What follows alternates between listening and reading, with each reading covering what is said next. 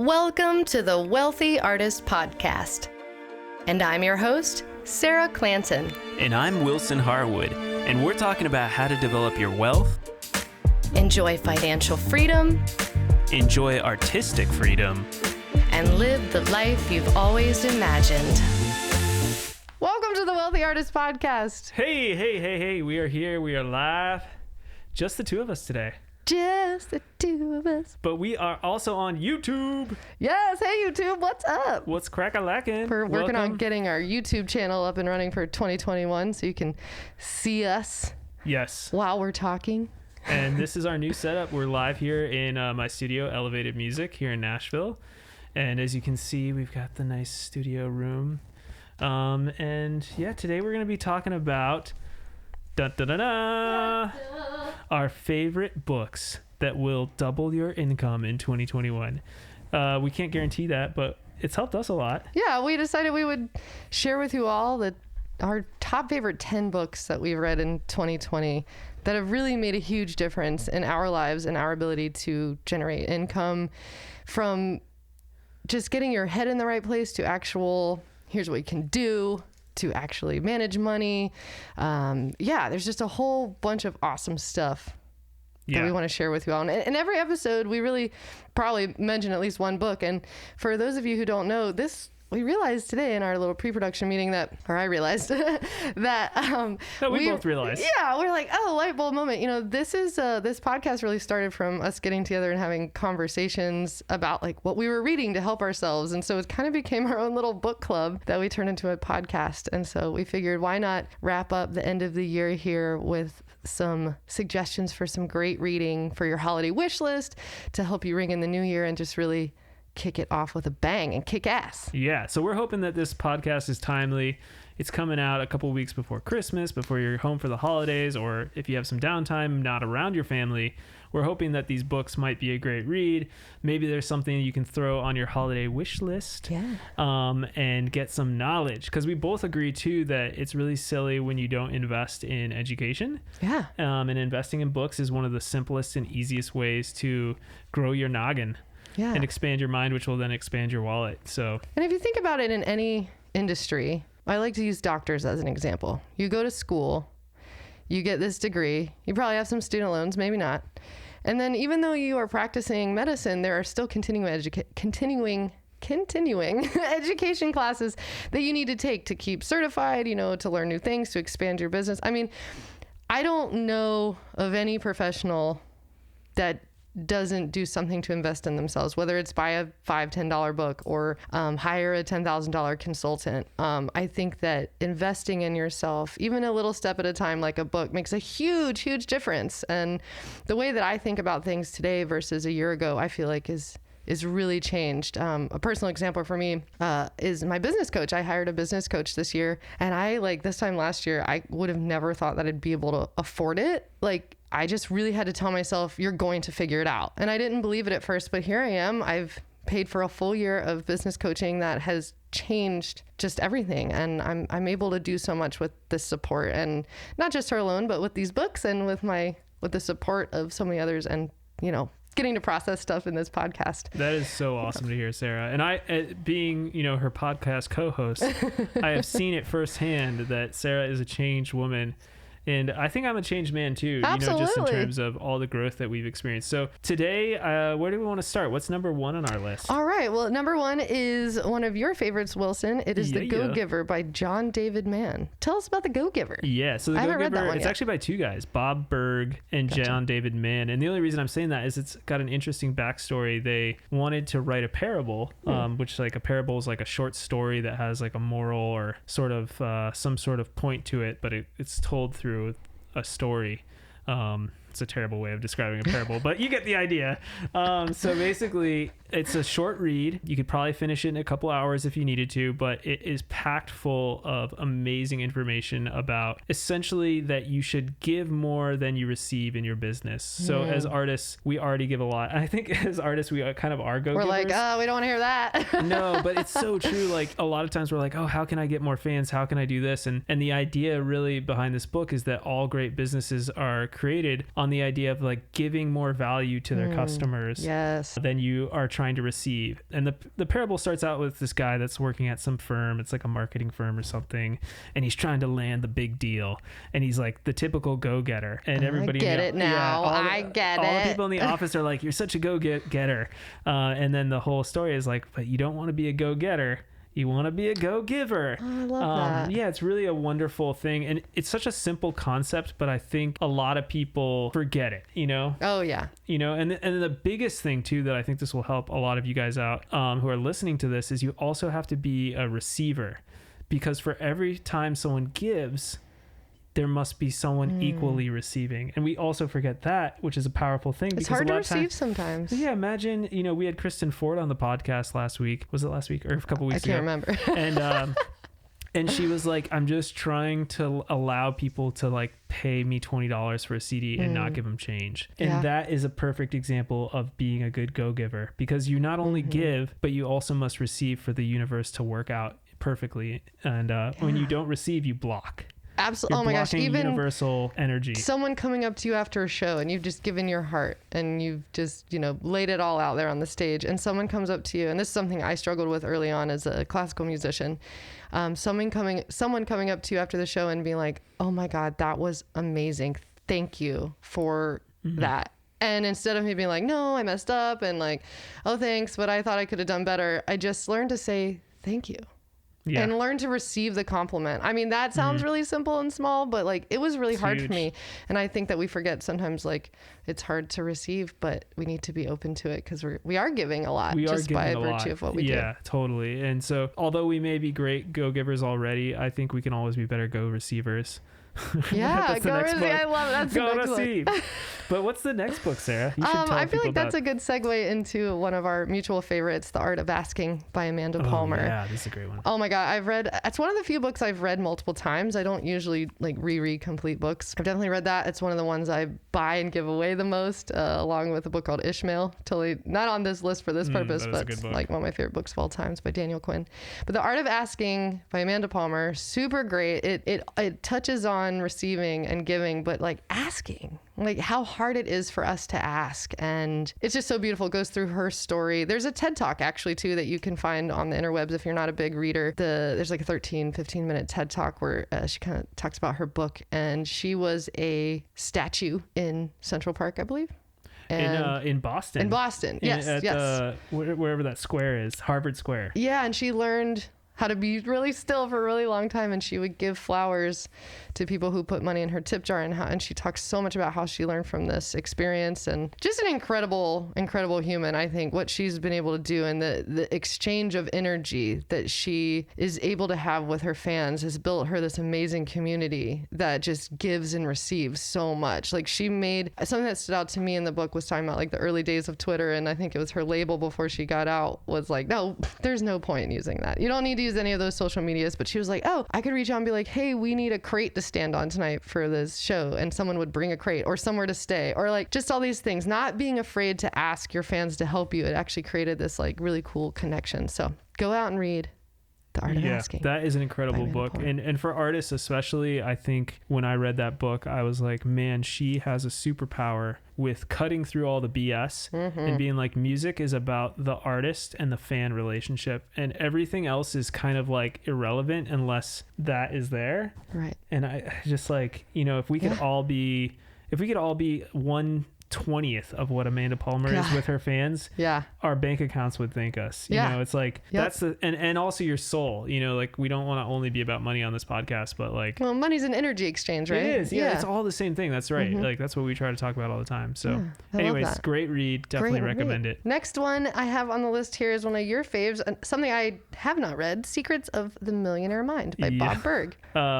By T. Harv Eker. Oh, dang it. I wrote it down wrong. No, it's all so good. Sorry. Sorry, Becker.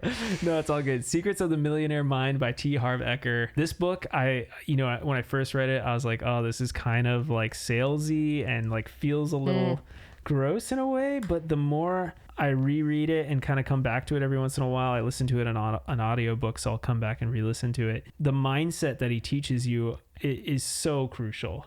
Do you think it's just kind of breaking free from old stories? You're like, I've been taught to think that doing business this way is gross. Or exactly. Yeah. It's a lot of like Mind Over Money stuff, which is another book we'll recommend. A lot of these books, have a ton of overlap, which is why I think when you read them, you start to get the big picture idea, and that's what really starts to transform you. But his book really talks about, like one big thing I can think of is like if you actually despise wealthy people, or if you're always like, oh, those rich bastards or something like that. Right. How could you ever become wealthy? Right. If like the one thing you're trying to become, you're constantly talking down. Yep.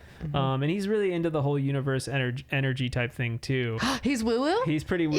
He's like an old white man woo-woo, which is pretty funny.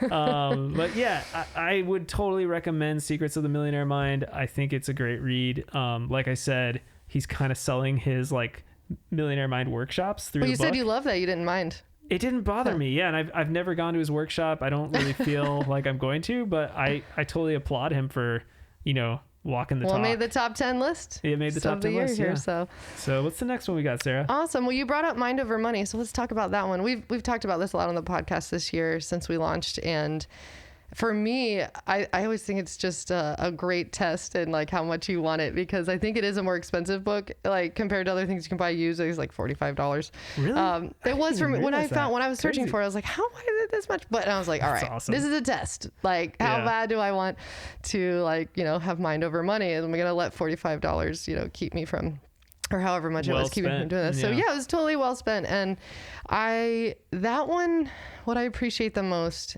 is it talks about financial, like mental health. And like you guys, all of the purchases we make are emotional. Like everything. It doesn't matter what it is, from the latte to the house you buy to the clothes you wear. Like it's all an emotional purchase. And getting into like why you're making those purchases and addressing, like thinking about how you grew up talking about money is something else we talk about. It's inspired a lot of talk on this show about that. And I think it's just so important to look back into your past and learn your stories so that you can make better decisions moving forward and make those adjustments. And I think my favorite thing about it is there's a free quiz you can take. It's a mental health or financial mental health quiz. And it was really, really powerful.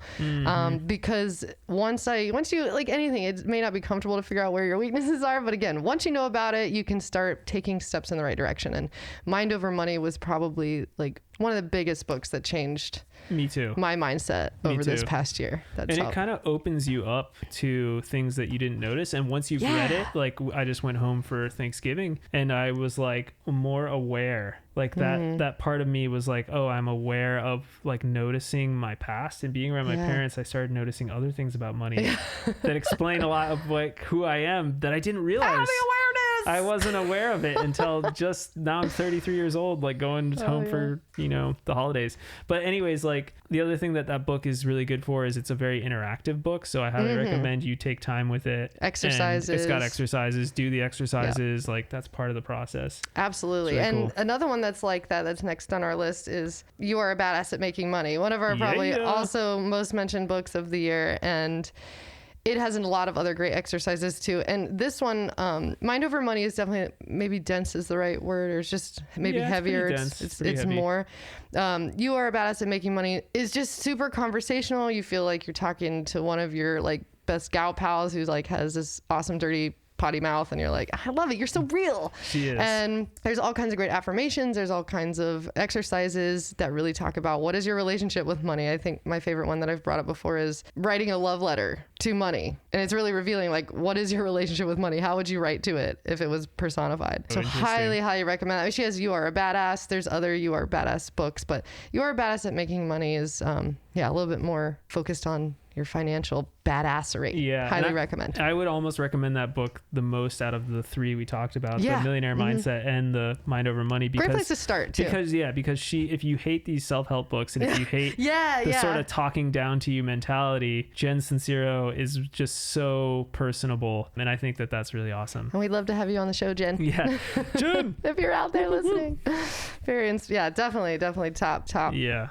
Top of our list. Top of the list. Another one that's on the top of your list that I've heard you probably mention the most this year is Profit First. Yes, Profit First is maybe a book that's not for everyone, if you're just starting out, but at the same time, I'm like, the sooner you learn this stuff, the sooner you're able to implement it into your business. So a lot of the books we recommend on this podcast are not necessarily books geared towards artists, because one of the things we want to do is branch the business world with the arts world and try to connect them. And so this is a book that's geared towards entrepreneurs and small business owners. And Mike Michalowicz is the author, and he's written a ton of great books like The Toilet Paper Entrepreneur and The Pumpkin Plan, and a bunch of other great books I recommend. But this one in particular I found so interesting because it focused on setting up bank accounts and creating systems, teaching you how to manage your money within your business, how to separate it from your personal bank account if you feel like you're ready for that, and how to also set up bank accounts for tax purposes, and how to create a bank account specifically for your profit, which is a really radical idea. Yeah. And I even like included that in our 3-part financial makeover episodes from this year. Yeah, we did. So you can go back to that episode earlier on the financial makeover.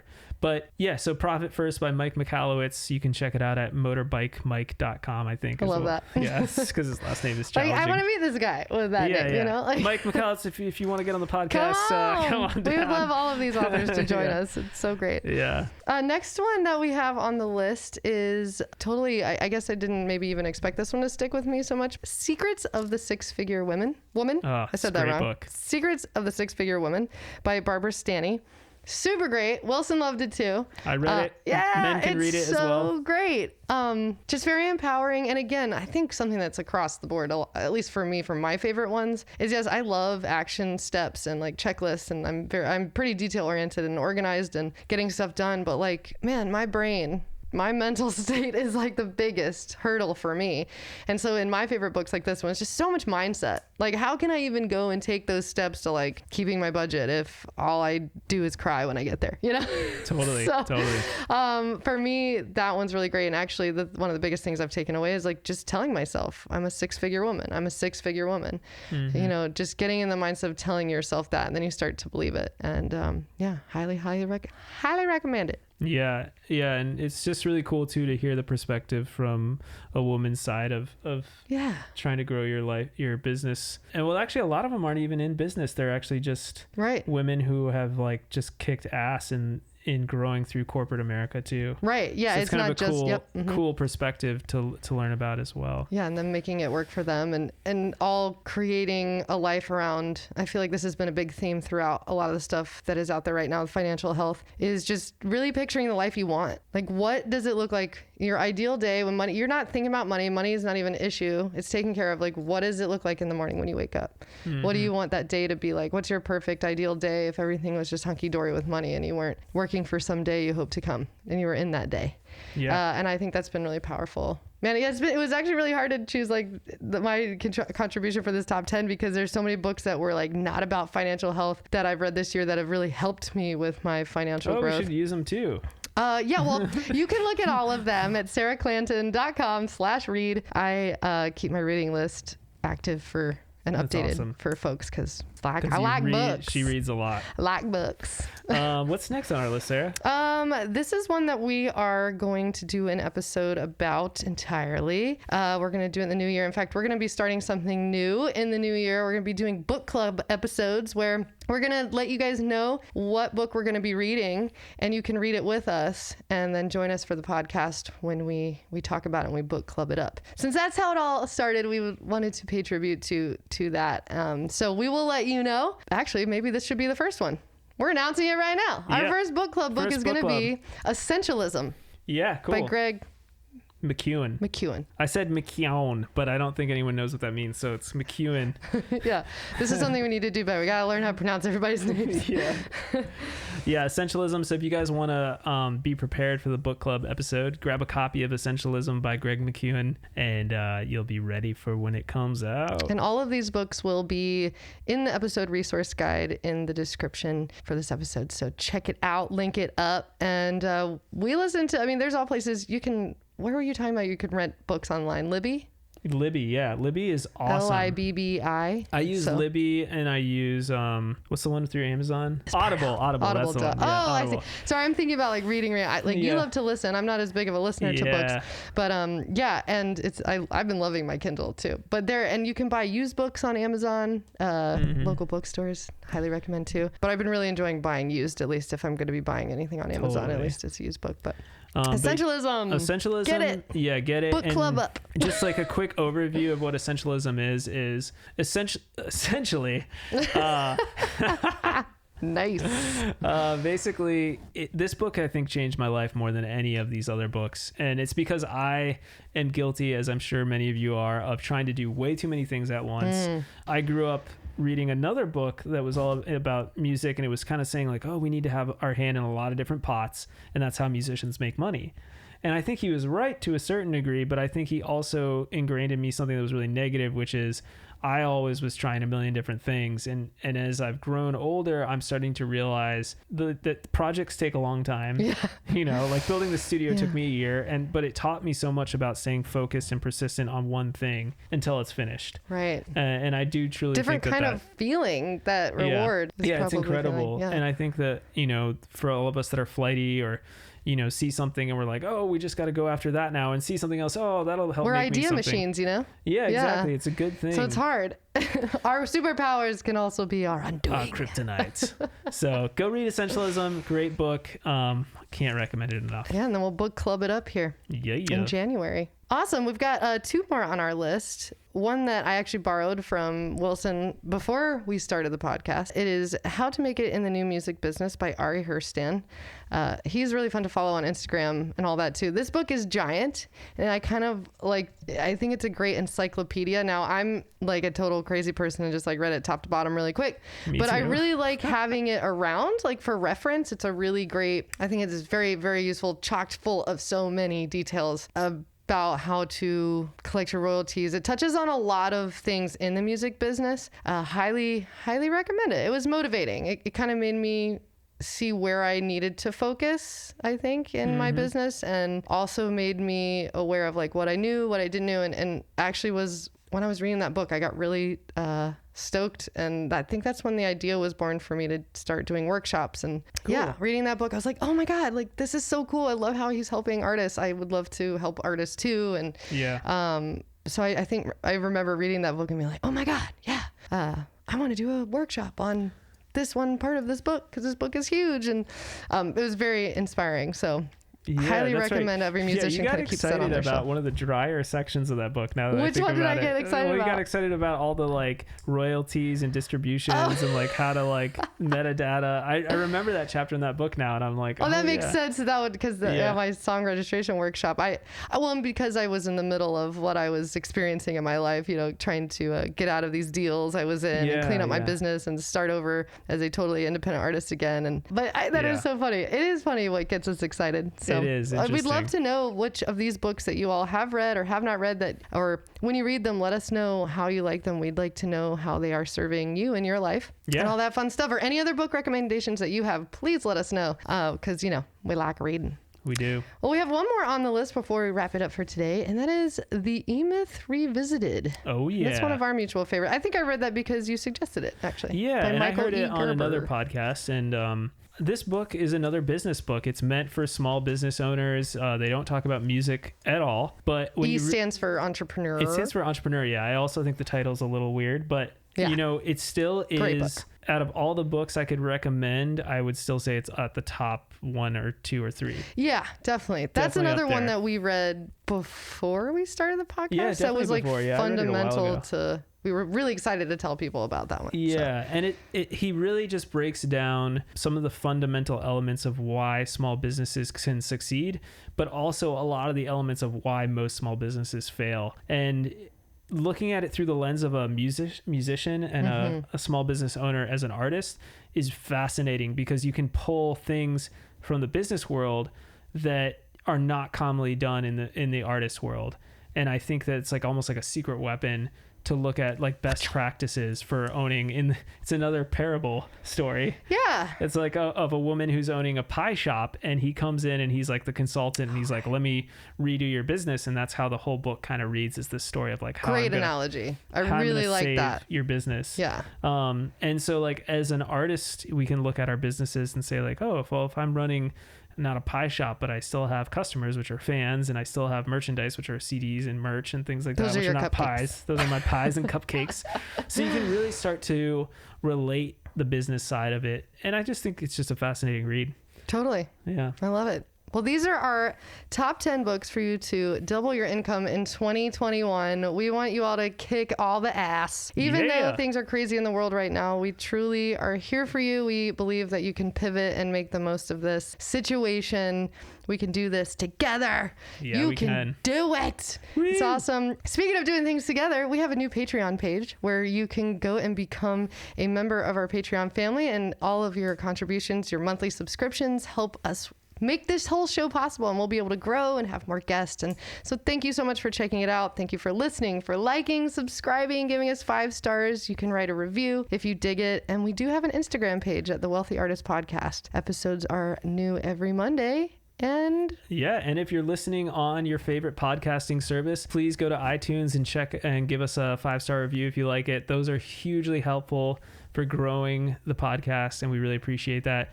This is also going to be on YouTube now, so we're super stoked about that. So make sure to hit the like button if you're on YouTube, and subscribe, and leave a comment of what you liked, didn't like, whatever you guys want. Or what you'd like to see. What you'd like to see. Yeah, we'd love the feedback. So join the Wealthy Artist community where you all become wealthy artists. Yeah, well, wealthy artists, get out there and get it, and have fun reading. See you next time.